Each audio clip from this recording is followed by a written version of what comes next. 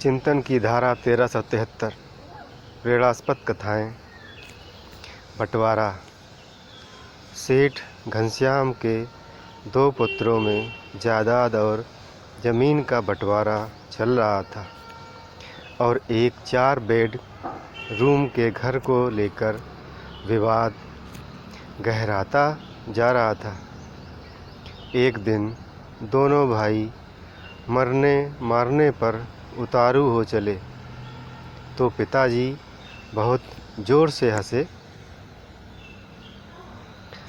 पिताजी को हंसता देखकर दोनों भाई लड़ाई को भूल गए और पिताजी से हंसी का कारण पूछा। बहुत ज़्यादा। पिताजी ने कहा, इस छोटे से ज़मीन के टुकड़े के लिए इतना लड़ रहे हो, छोड़ो इसे। आओ मेरे साथ, एक अनमोल खजाना दिखाता हूँ। मैं तुम्हें। पिता घनश्याम जी और दोनों पुत्र पवन और मदन उनके साथ रवाना हुए। पिताजी ने कहा, देखो, यदि तुम आपस में लड़े तो फिर मैं तुम्हें उस खजाने तक नहीं लेकर जाऊंगा और बीच रास्ते से ही लौटकर आ जाऊंगा। अब दोनों पुत्रों ने खजाने के चक्कर में एक समझौता किया कि चाहे कुछ भी हो जाए पर हम लड़ेंगे नहीं, प्रेम से यात्रा पे चलेंगे। गांव जाने के लिए एक बस मिली पर सीट 2 की मिली और वो 3 थे। अब पिताजी के साथ थोड़ी देर पवन बैठे तो थोड़ी देर मदन। ऐसे चलते चलते लगभग 10 घंटे का सफ़र तय किया। तब गांव आया।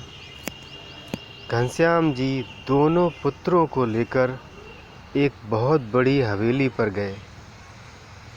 हवेली चारों तरफ से सुनसान थी।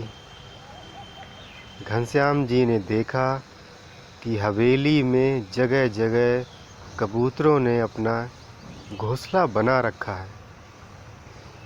तो घनश्याम वहीं बैठकर रोने लगे।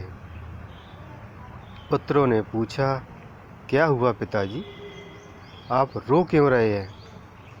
रोते हुए उस वृद्ध पिता ने कहा, जरा ध्यान से देखो इस घर को, जरा याद करो वो बचपन जो तुमने यहाँ बिताया था।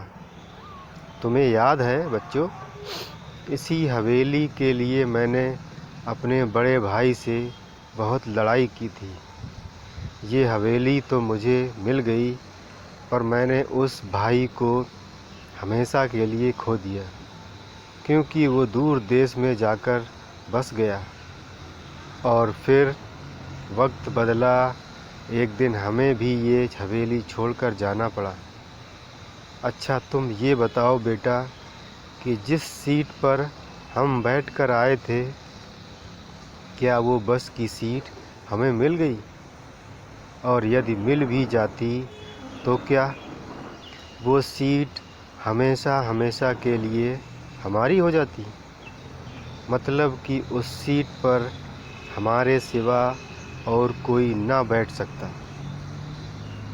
दोनों पुत्रों ने एक साथ कहा कि ऐसा कैसे हो सकता है?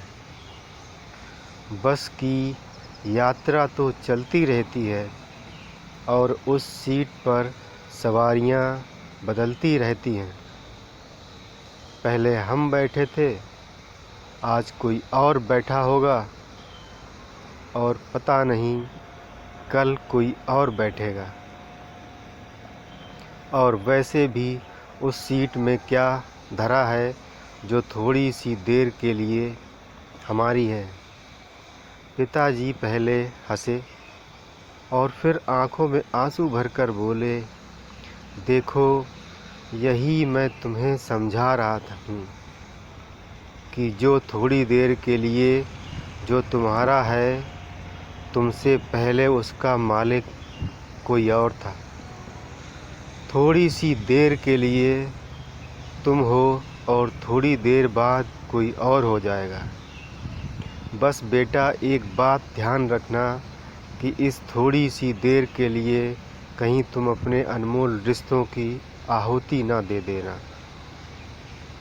यदि पैसों का प्रलोभन आए तो इस हवेली की स्थिति को देख लेना। अच्छे अच्छे महलों में भी एक दिन कबूतर अपना घोंसला बना लेते हैं। बेटा मुझे यही कहना था कि बस की उस सीट को याद कर लेना जिसकी रोज़ सवारियां बदलती रहती हैं। उसी सीट की खातिर अनमोल रिश्तों की आहुति ना दे देना। जिस तरह से बस की यात्रा